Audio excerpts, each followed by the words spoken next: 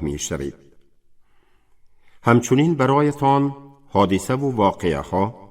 دلیل های تاریخی، نام و کاری شخصیت های تاریخی، عالمان و دانشمندان دین، شاعران و نمونه شعر آنها، مدرسه و کتبخانه ها، نادانی و واماندگی دولتداران زمان، ناعدالتی و ستم به مردم عادی بر این مسئله ها که استاد صدرالدین عینی در یادداشت‌ها درج و تشریح داده است معلوم گردید. پهلوی دیگری این مسئله شناخت استاد صدرالدین عینی است که در ادبیات شناسی شورایی درج یافته است. استاد صدرالدین عینی به صفت دانشمندی بی همتا، تاریخدان، شاعر و نویسنده چیره‌دست خیلی برمحل توجه عالمان تاجیک و ازبیک، روس و خارجیان را به خود جلب کرده بود. پژوهش فعالیت علمی و ادبی صدرالدین عینی هنوز زمانی در قید حیات بودن ایشان آغاز گردیده تا امروز مقاله و رساله و کتاب‌های زیاد نشر گردیده است. در بها دادن و برشته تحقیق کشیدن این یا آن مسئله علمی همیشه نظر دوختن به سرگه آن از ضروریت پژوهشگری بوده است. اگر از این دیدگاه به سرگه شناخت صدرالدین عینی از جانب عالمان و تحقیق و پژوهش میراث پرارزش ایشان نظر دوخته شود، نام دانشمند شناخته ادبیات،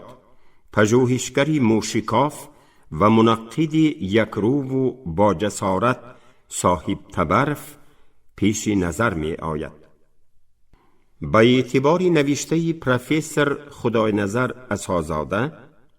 صاحب تبرف از جمله آن جوانان صاحب ذوق سالهای 30 می باشد که در سن 10-12 سالگی دیداری استاد عینی و سخنرانی او را در پیت کمبینت سمرقند به مشاهده گرفته است و از همان ایام آرزو کرده است که مکتب جدی فیلولوژی را ختم نماید، مانند صدرالدین عینی به تحقیق چهره‌های از ادبیات تاجیک بپردازد. تدریجاً این آرزوی صاحب تبرف عملی گردید و او از آغاز فعالیت علمیش تا به امروز درباره شخصیت، محیط زندگی، فعالیت شاعری، نویسندگی و علمی این علامه اندیشه بیان می نماید. در ادبیات شناسی تاجیک صاحب تبرف یکی از نخستین هاست که هنوز سال 1948 در کتابش متریال ها آید به آموختن ادبیات سویتی تاجیک فصلی را به حیات و فعالیت صدرالدین عینی بخشیده است و به آثار او بهای بی‌غرضانه و واقعی داده است. همین نخست تحقیق شاید باعث می گردد که موضوع رساله نامزدیش را به رمن غلامان صدرالدین عینی همچون رمن تاریخی اختصاص می دهد. باید به گفته آید که همین رساله علمی صاحب تبرف نخستین کاری پژوهشی در تمام قلمرو سابق دولت شوروی جهت شناخت چهره و آثار ادبی صدرالدین عینی می باشد. افزون به این باید به گفته آید که صاحب تبرف مدتی بیش از 60 سال به آثار و روزگار صدرالدین عینی ارتباط داشته از مسئله های عمده تا جزئیات زندگی نامه و میراث او را به مشاهده گرفته است. او اندیشه دارد که پژوهندگان ایجادیات صدرالدین عینی به ترجمه حال او همه طرفه آشنا نیستند. به این خاطر صاحب تبرف ترجمه حال صدرالدین عینی را از روز تولد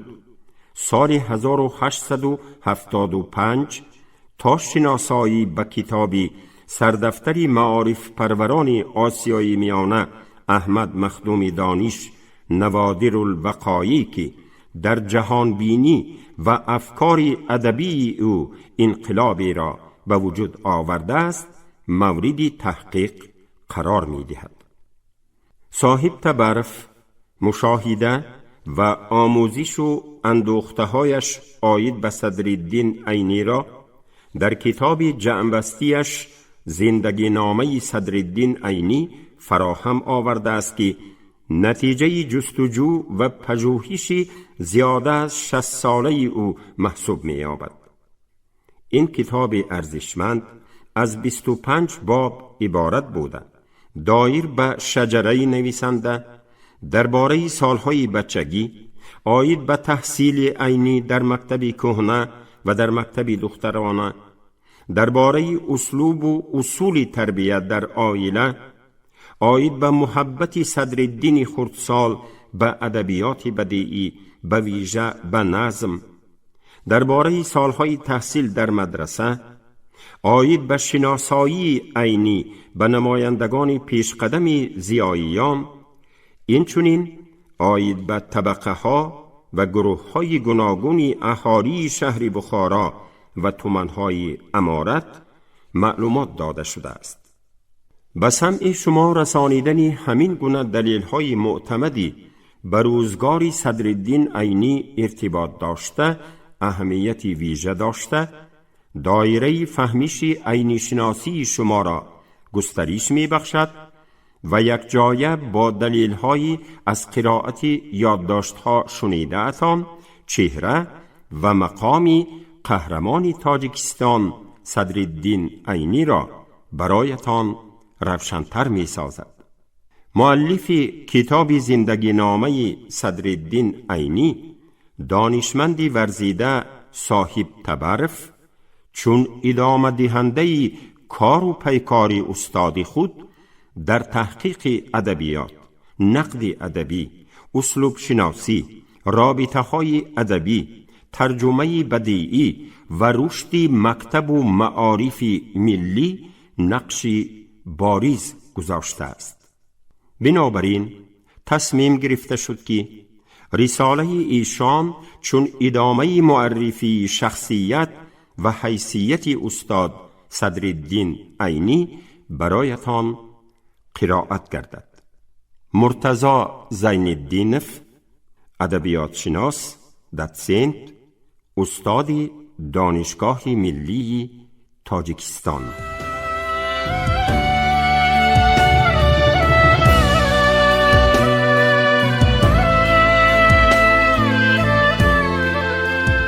پیشگفتار.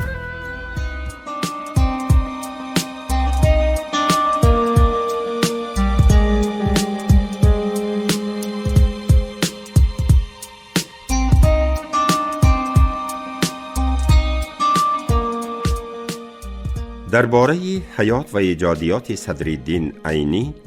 معلومات راست و درست، حقانی و واقعی، پررو و صحیح و مکمل و دقیق به دست آوردن و پیدا کردن وظیفه عمده‌ترین و اساسی ترین عینی شناسان می باشد.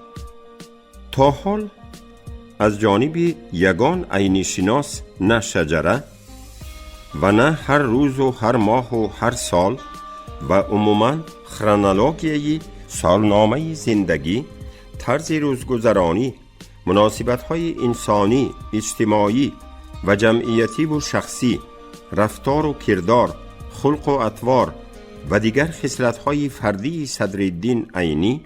از روزها و ماه‌های نخستینی به عالم آمدنش تا روز و ساعت‌های واپسین حیاتش این صنعتکار عالم شمول را بیشتر و مکملتر و مشخصتر و واضحتر کشف و روشن و معین کرده نشده است. در برابر این به عینی شناسان دانستن و معین ساختن نسبه و شجره و ترتیب دادن سالنامه نویسنده یکی از مددگاران و یاری دهندگان اساسی شده می توانند، ولی تا حال به فکر و خیال کسی کافتن و یافتن و ترتیب دادن شجره اجداد و اولاد و مرتب ساختن سالنامه او ندر آمده است. علاوه بر این با افسوس چقور قید نکردن ممکن نیست که به فکر راخم این سطرها تاریخ مدنیت از جمله تاریخ ادبیات تاجیک دیگر هیچگاه صاحب تصنیفات مکمل و پره شجره آبا و اجداد ابو عبدالله پاینده ساکتریگی که ابنا و اجداد و اولاد صدرالدین عینی یکی از شاخه های این اجداد می باشد شده نمی تواند. یکی از سببگاران اساسی محروم گردیدن علم و مدنیت خلق تاجیک و عموماً ادبیات عالم از نسبنامه و شجره صدرالدین عینی که با نسب همین ابو عبدالله پاینده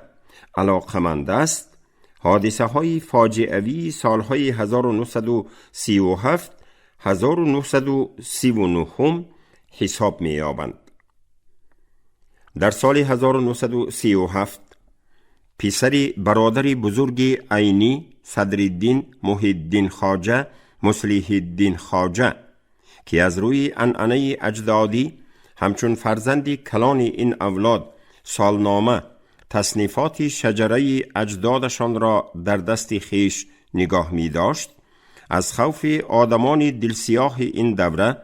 و مخصوصاً از تعقیبات کمیسریت خلقی کارهای داخلی مجبور می شود که آن تصنیفات شجره اجداد خود را که 10 ساله و 100 ساله ها در این اولاد محفوظ بود محو سازد. دختری صدرالدین عینی خاریده عینی بعدها راجع به این مسئله در کتاب خود حیات صدرالدین عینی چنین معلومات داده است: نسل ابو عبدالله پاینده تصنیفات شجروی داشت که هر نسل آن را پر می کرد و از اولاد به اولاد از پدر به پسری کلان می گذشت. به این طریق این تصنیفات از سید مراد خواجه پدری صدرالدین عینی به پسری کلان او محی الدین خواجه و از او به نبیره کلانش مصلح الدین گذشت. مصلح الدین آن را نگاه داشتن نتوانست و از خوف آنکه آن تصنیفات به دست یگان ناخلف می افتد آن را محو می سازد. مصلح الدین در سال 1969 وفات کرد.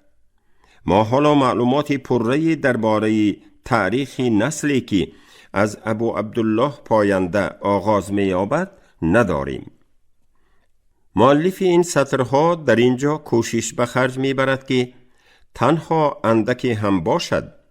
حیات دوره های طفولیت و شباب و بلوغ و رشد صدرالدین عینی را در یک جایگی با راه زندگی، فعالیت جمعیتی و ایجادی او تا سال 1899 1900 یعنی تا سالهای آخری تحصیلش در مدرسه از نظر مطالعه گذراند. مصنف این سطرها آموزشی همه‌جانبه و مکملی حیات و ایجادیات و وجود آوردن تصنیفات شجره و سالنامه، مرتب ساختن انسیکلوپدیای صدرالدین عینی، نوشتن 10 رساله های گوناگون موضوع علمی و حل 10 و 100 دیگر مسئله و معماهای با زندگی، خلق و اطوار، رفتار و کردار، مناسبت‌های شخصی و جمعیتی، اجتماعی و سیاسی، ادبی و بدیعی، تعلیمی و دیداکتیکی، دینی و اخلاقی و غیرها با او علاقمند را وظیفه اساسی عینی شناسان 10 ساله ها و عصرهای من بعده چی خلق خیش و سایر خلقهای دیگر حساب می نماید. با اصرار و اسناد تأکید باید نمود که تنها با آموزش یک جایه و مکملی حیات و ایجادیات صدرالدین عینی آغاز، انکشاف، تحول و تبدلات و انقلابی را در فکر و عقیده های استیتیکی، تاریخی و ادبی، فلسفی و اجتماعی، پداگوژی و دیداکتیکی، دینی و حقوقی و اجتماعی و جمعیتی او از 30 سالگیش از سال 1878 از دوره چرانیدن چارواهای خودشان در تل و تپه های اطراف دهه ساکتری، سیاحتها و گردشهایش با پدر و مادر، بابا کلان و مادر کلان مادرش و دیگر خیش و اقربای پدری و مادریش و همسالان خود و غیره، و یا از سال 1881 از روزهای قدمگذاری نخستینش به مکتبی نزد مسجد دهه ساکتری تا روز فوتش تا 15 ایول سال 1954 معلوم خواهد گردید. حالا به همان دلیل و حجت، برهان و معلومات و مواد و خاطره هایی که تنها یک قسمی نهایت کمشان براقم این سطرها دسترس گردیده اند تکیه نموده، در این رساله اندکی باشد هم درباره دوره‌های طفولیت، شباب، بلوغ و رشد حیات و ایجادیات صدرالدین عینی معلوماتی پیشکی و ناپرره داده می شود.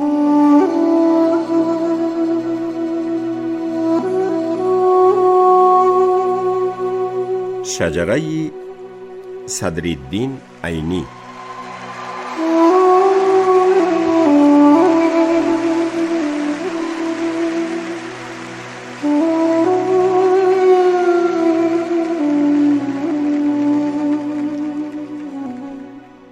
صدرالدین عینی که در عالم علم و ادب و مدنیت تاجیک سالهای اول عصر 20 همچون صدرالدین سید مرادزاده عینی و در سالهای 40 و 50 دوره شورایی صدرالدین سید مرادویچ عینی نیز نامبر می گردید، اصلاً از اولاد و اجداد خواجه های ساکتری صدپیری بوده،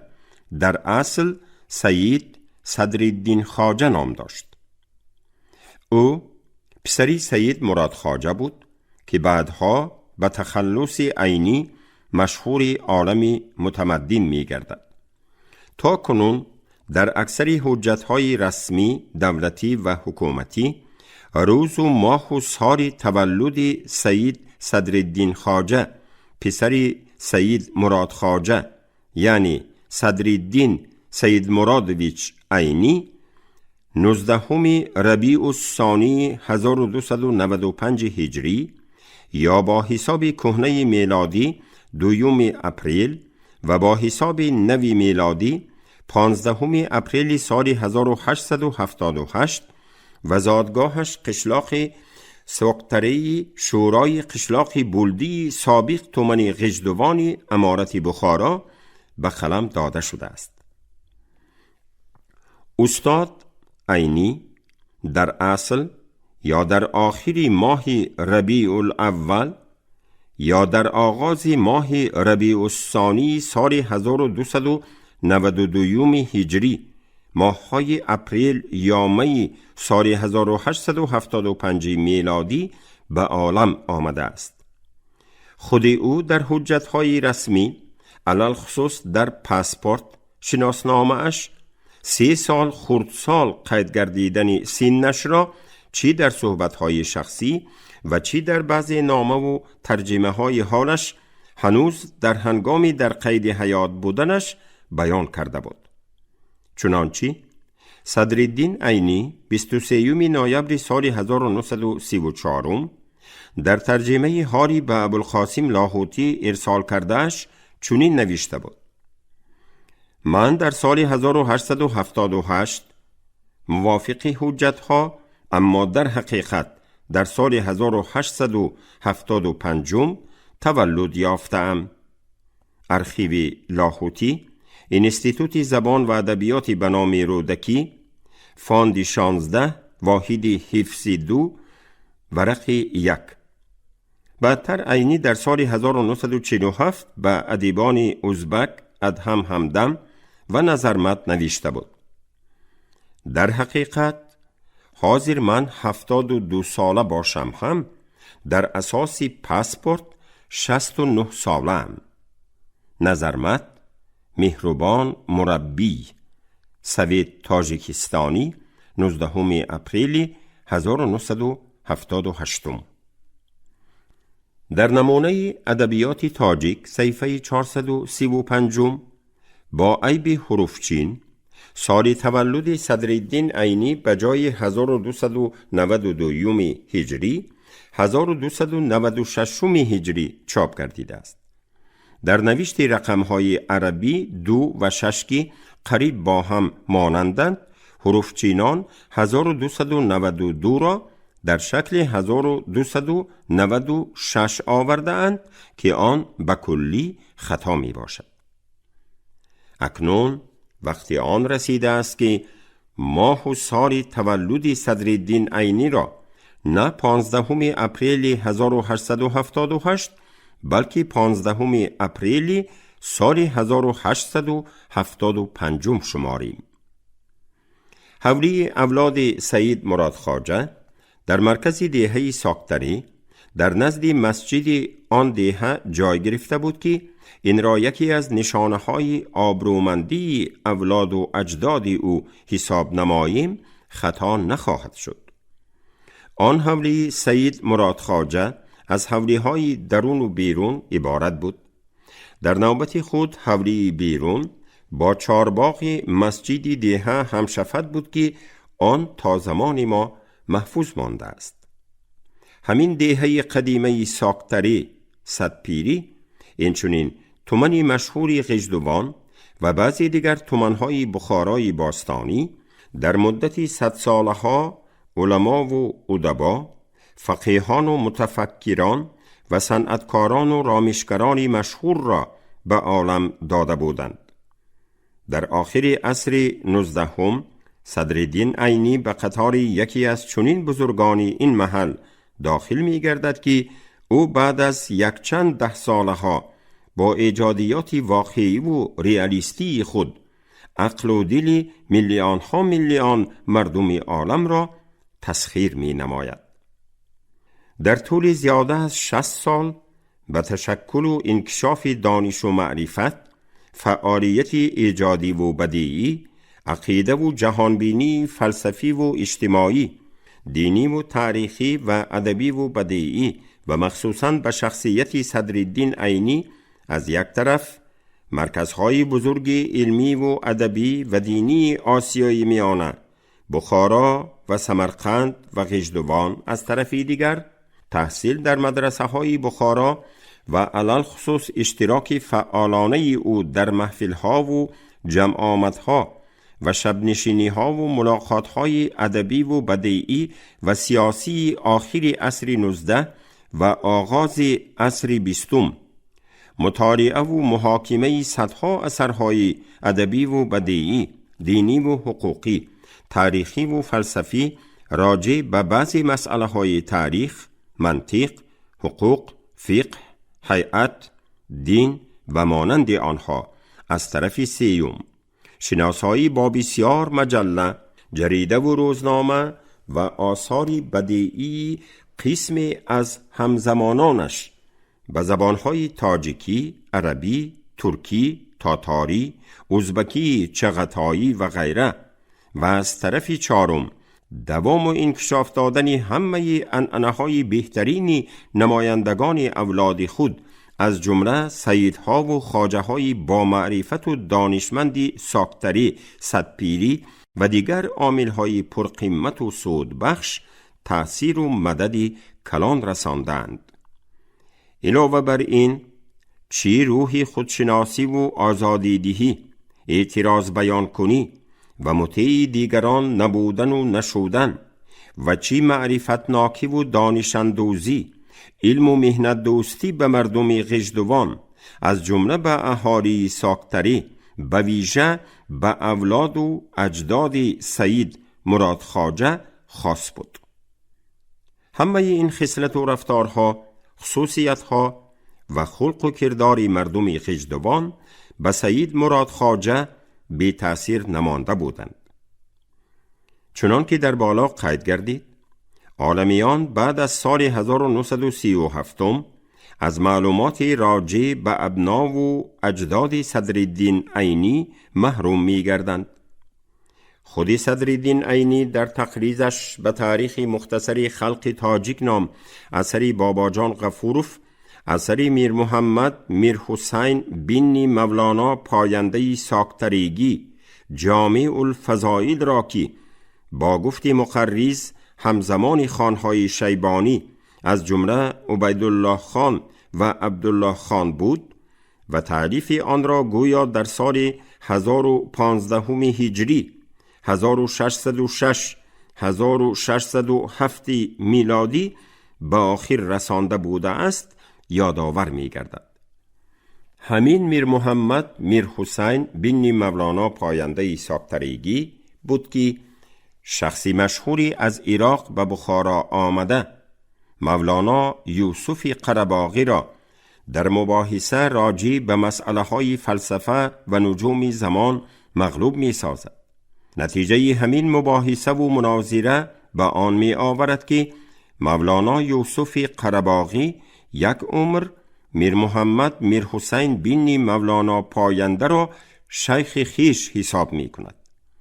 صدرالدین عینی قید می کند که پدری مؤلف همین کتاب ابو عبدالله پاینده ساکتریگی یکی از ابنا و اجداد خودی صدرالدین عینی می باشد. صدرالدین عینی این فکر خود را در پای ورق در شرح همان تقریض با جمله ابو عبدالله پاینده ساکتریگی، این تخلصی بابا کلانی نویسنده این سطر خواست، تصدیق می کند. از این قید خیلی جزئی ولی نهایت مفید و پرقیمت خودی صدرالدین عینی معلوم می گردد که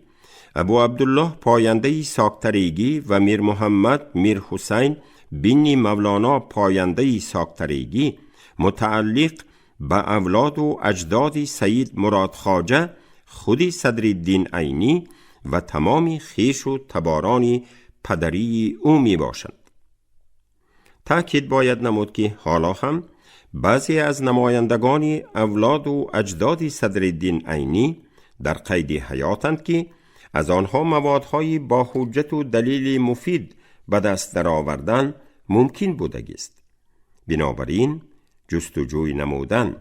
و به ترتیب درآوردن و آموختن شجره گینئالوگیایی این ادیب بزرگ تاجیک خیلی ضرور است